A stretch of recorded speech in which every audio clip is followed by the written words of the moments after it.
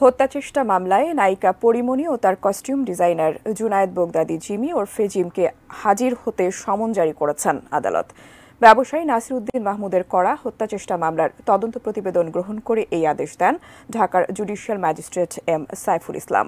এর আগে মামলার তদন্ত কর্মকর্তা পিবিআই ঢাকা জেলার পরিদর্শক মোহাম্মদ মনির হোসেন আদালতে পরিমণি ও জিমের বিরুদ্ধে প্রতিবেদন দাখিল করেন। প্রতিবেদনে তাদের বিরুদ্ধে মারধর ও ভয়ভীতি দেখানোর অভিযোগের সত্যতা পাওয়ার কথা উল্লেখ করেন তদন্ত কর্মকর্তা।